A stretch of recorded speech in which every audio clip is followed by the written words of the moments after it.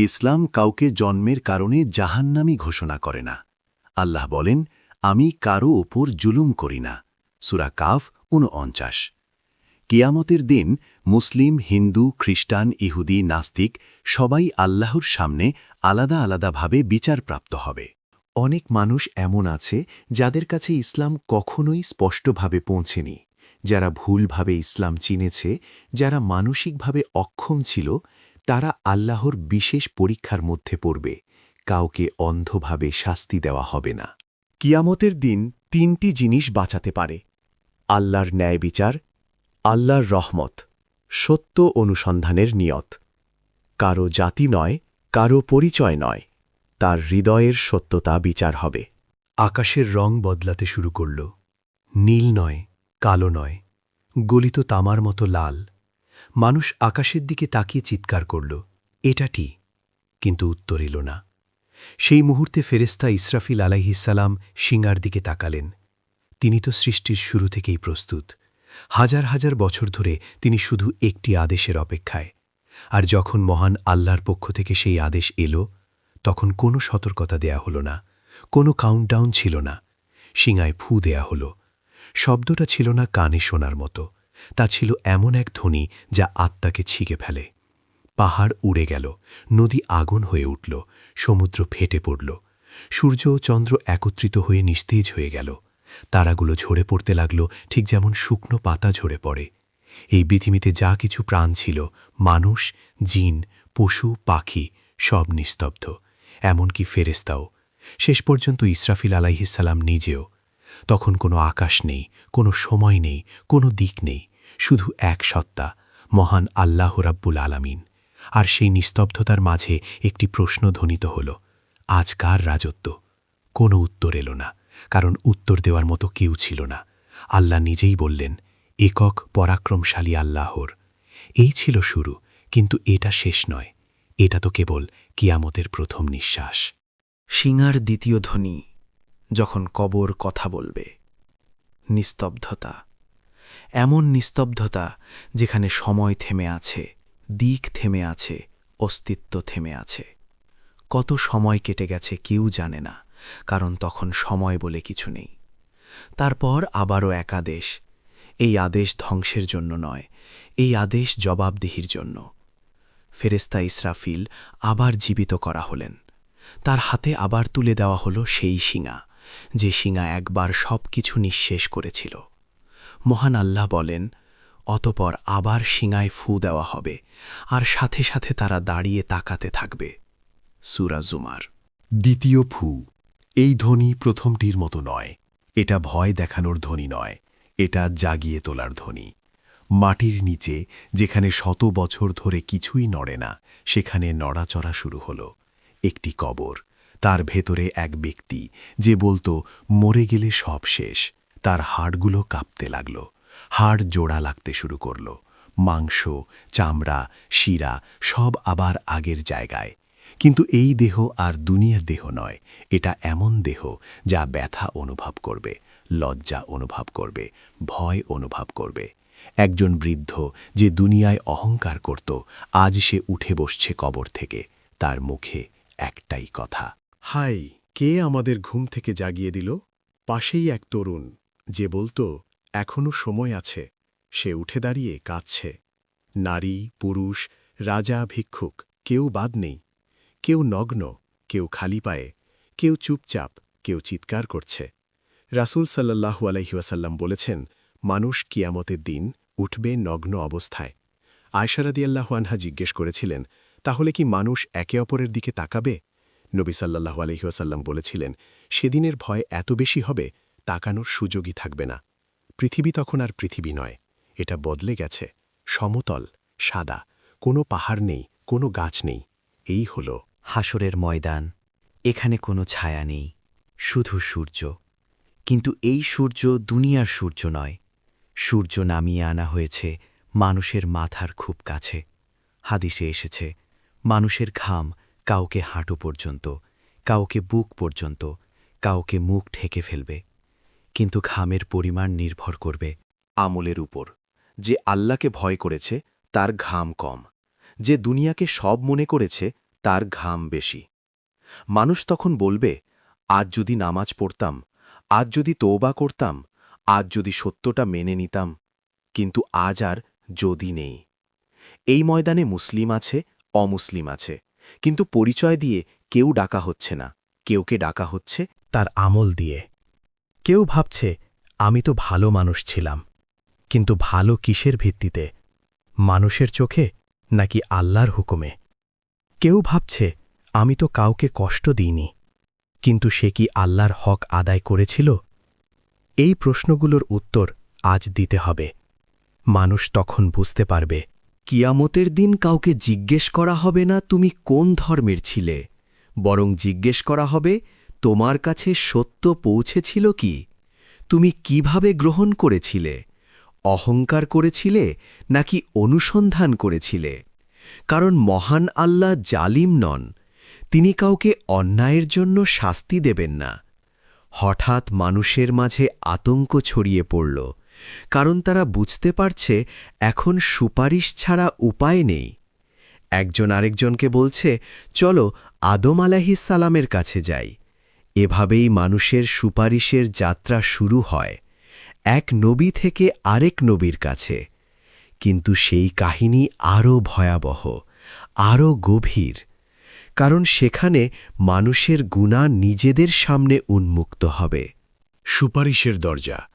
যখন সবাই বলবে নাফসি নাফসি হাসরের ময়দানে, তখন আর কোনো শৃঙ্খলা নেই।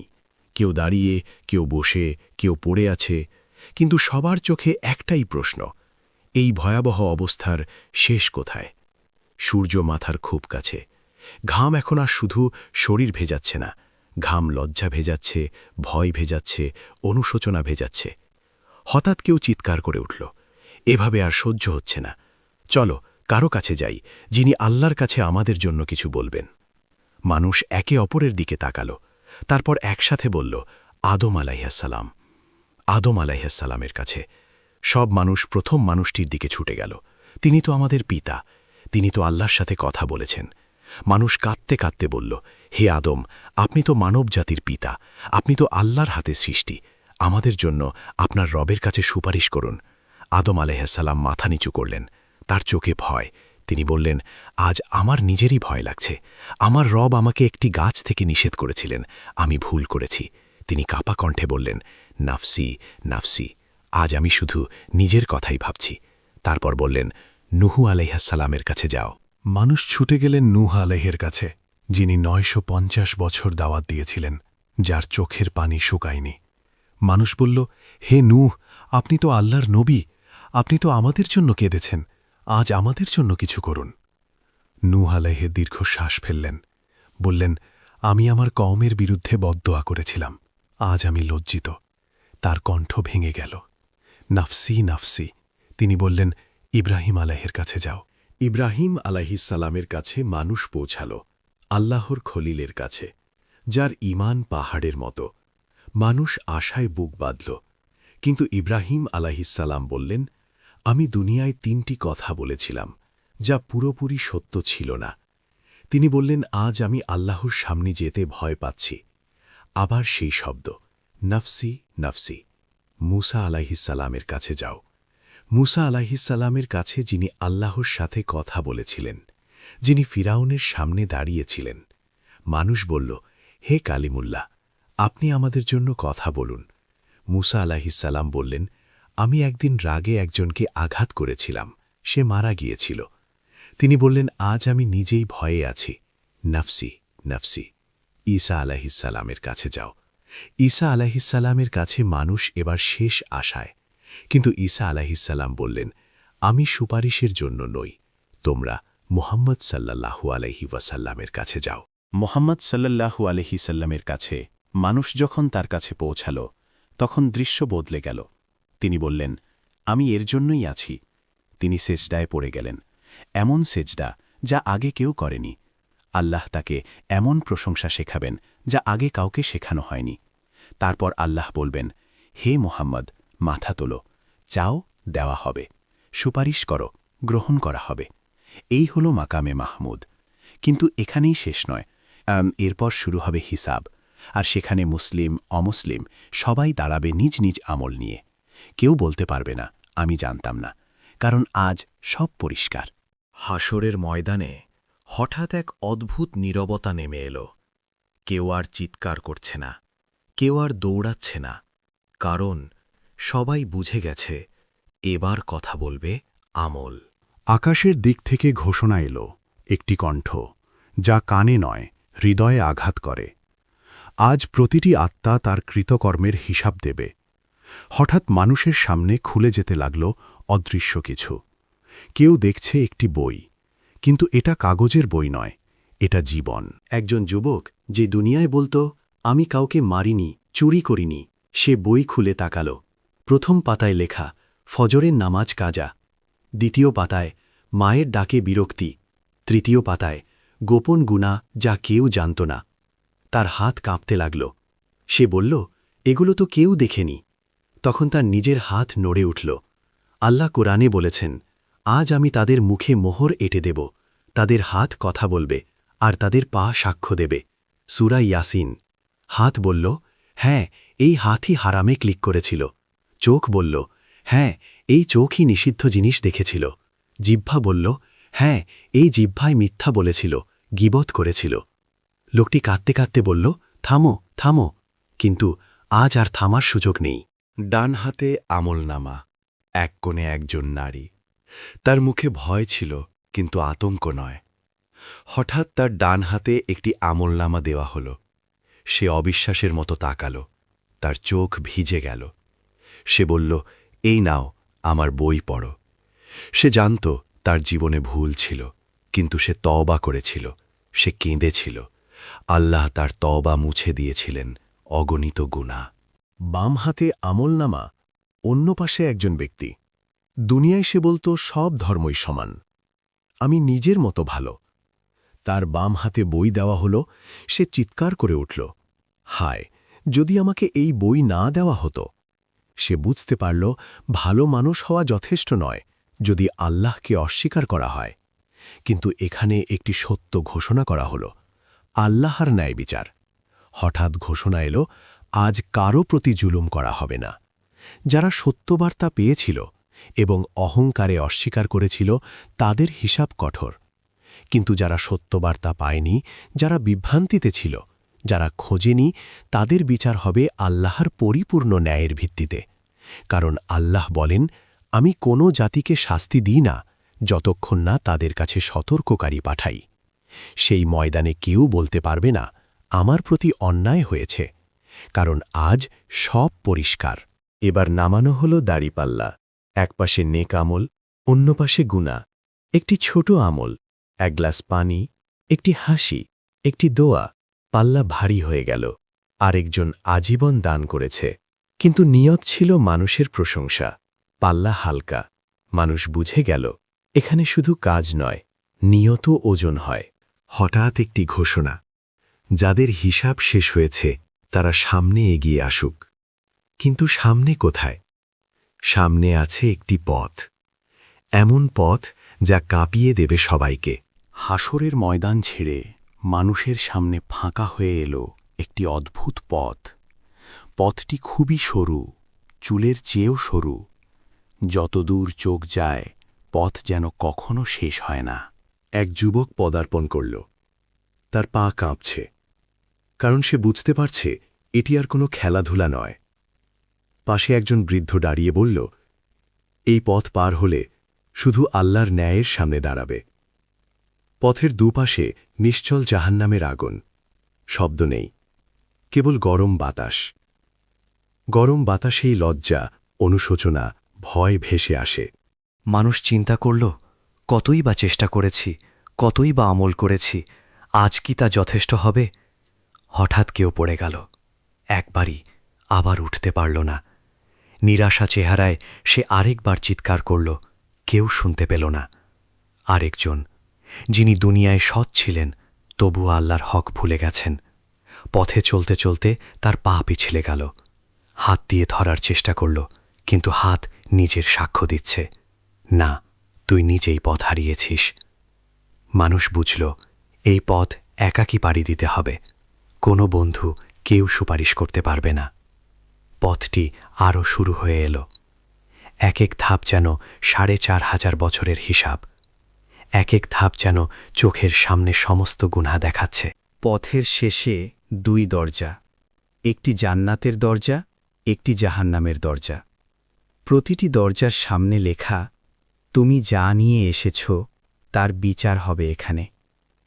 মানুষ দেখল, কেউ জান্নাতে যেতে পারছে, কেউ পিছিয়ে যাচ্ছে জাহান্নামে। কেউ চোখে পানি নেই, কেউ চিৎকার করছে, কেউ চুপচাপ।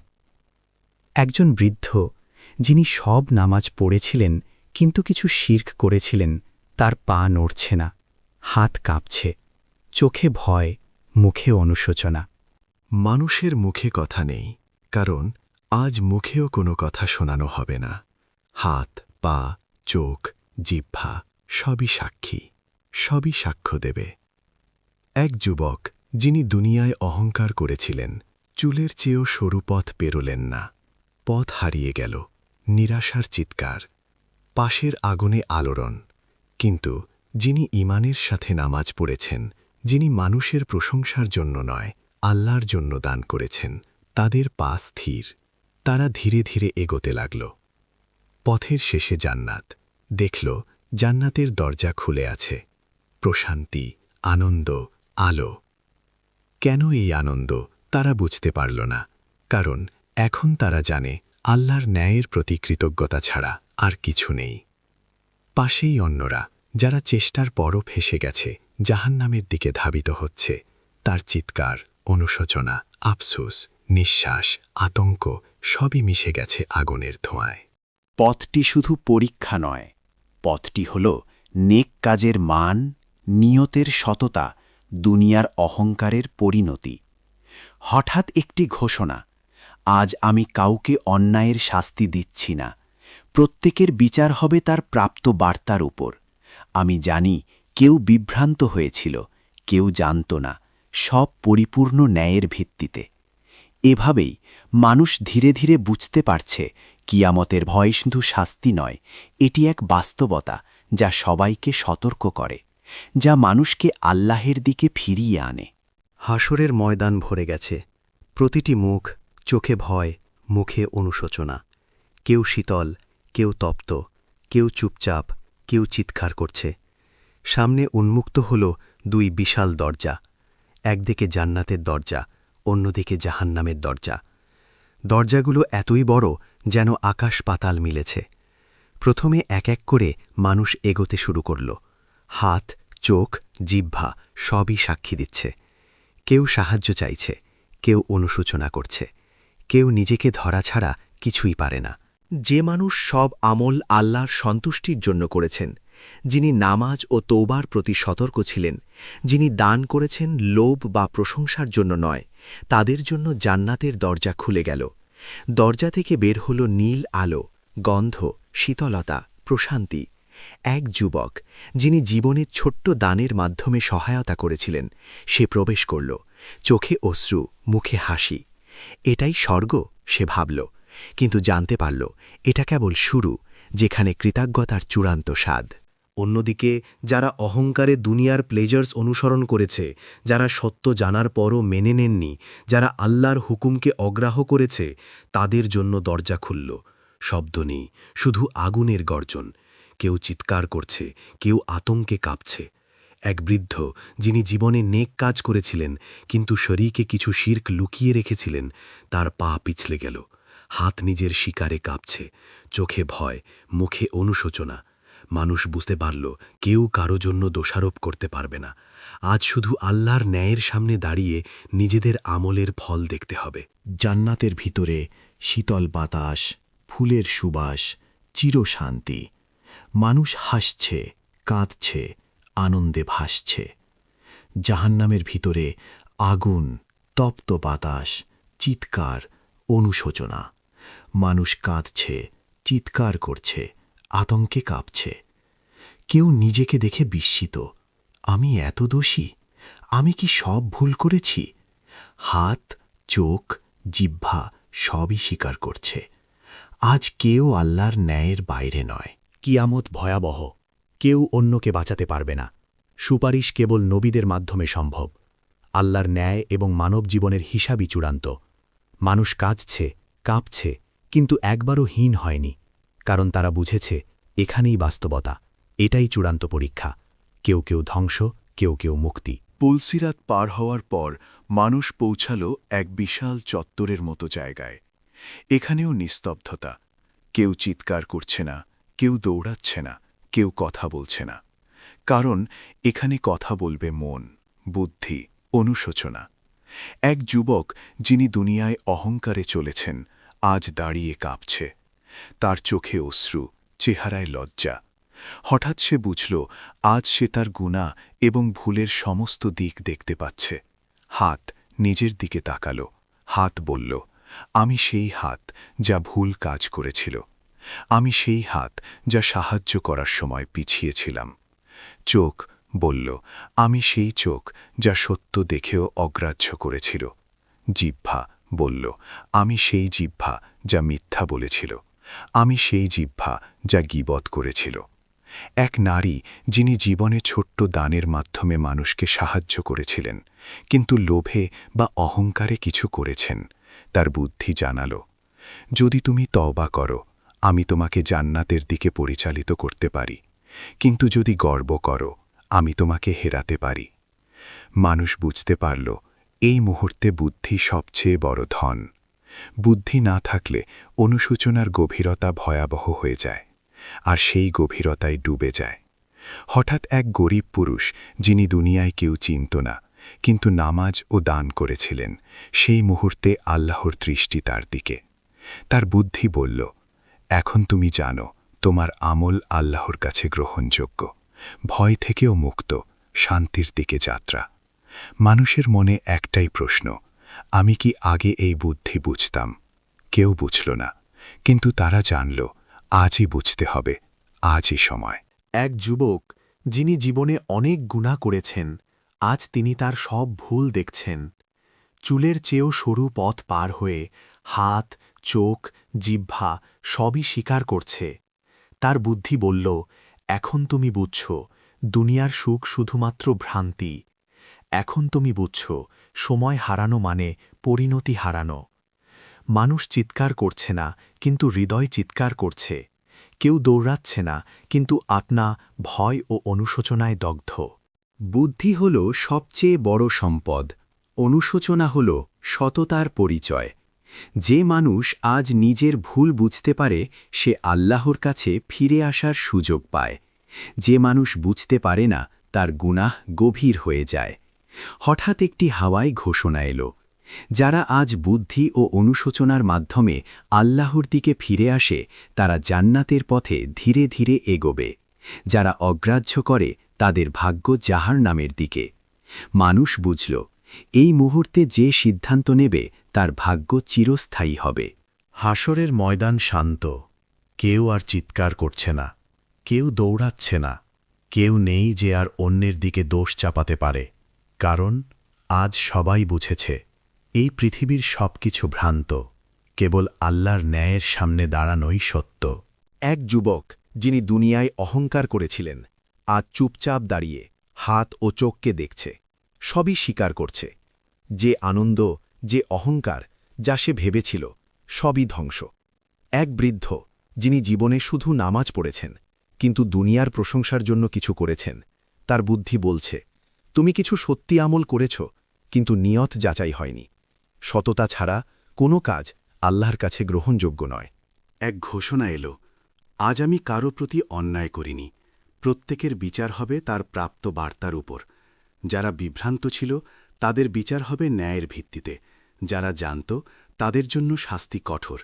যারা বুঝতে পারল, তাদের জন্য দয়া রয়েছে। মানুষ বুঝল, কিয়ামতের ভয় শুধু শাস্তি নয়, এটা হেদায়েতের সুযোগ, এটা সত্য ও ন্যায়ের চূড়ান্ত প্রকাশ। নবী করিম সাল্লাল্লাহু আলাইহি ওয়াসাল্লামের কাছে মানুষ আসে, সবার হৃদয় কেঁপে উঠল। মুহাম্মদ সাল্লাল্লাহু আলাইহি ওয়াসাল্লাম বললেন, আমি তোমাদের জন্য দোয়া করি, আল্লাহ তোমাদের আমল গ্রহণ করুন। আমি সুপারিশ করব, তবে চূড়ান্ত বিচার আল্লাহর।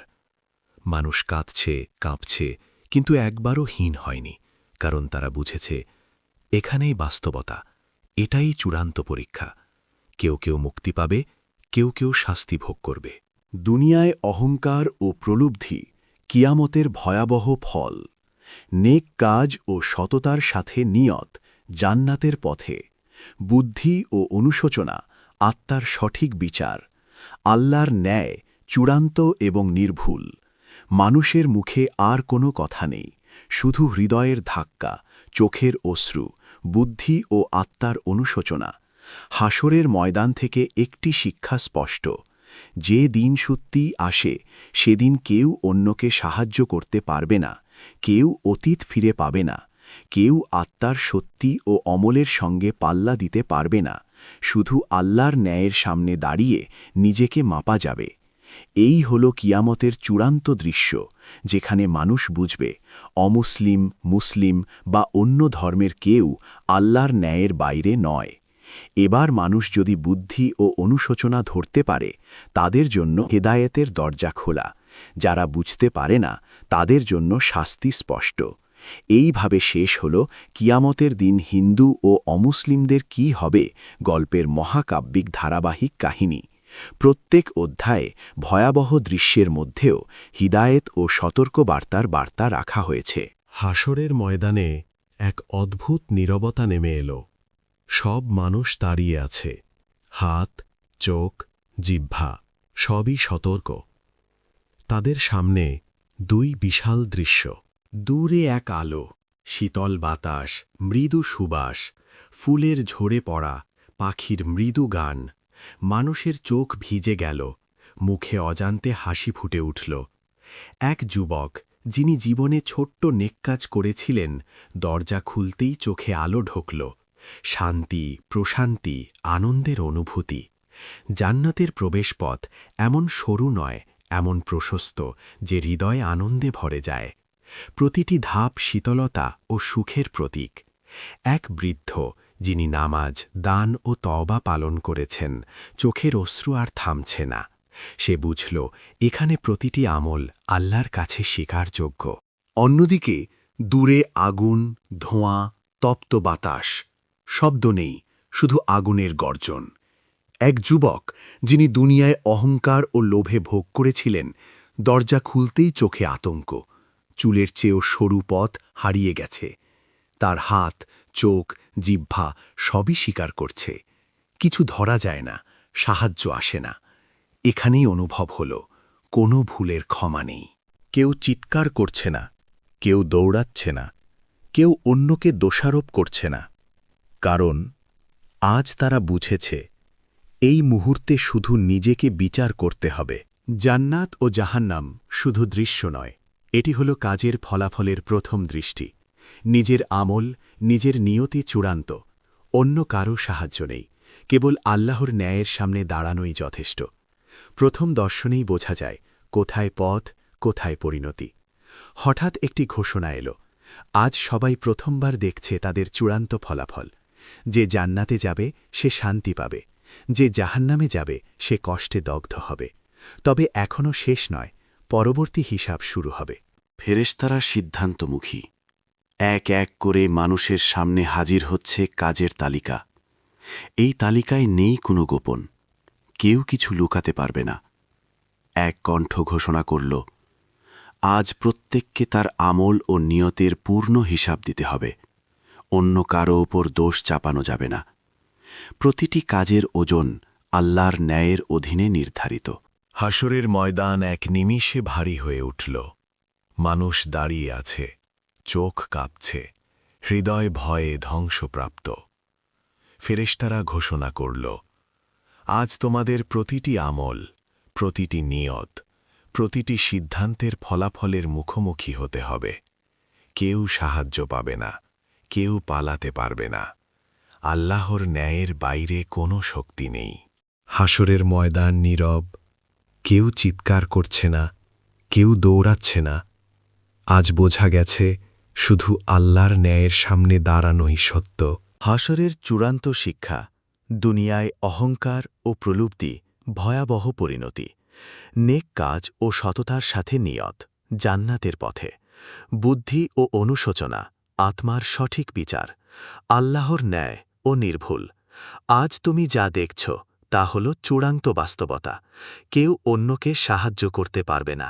প্রতিটি আত্মা তার নিজের আমল অনুযায়ী ভাগ্য ভোগ করবে। তাই আজই তাওবা কর, আজই বুদ্ধি ধর, আজই নিজের নিয়ত ঠিক কর।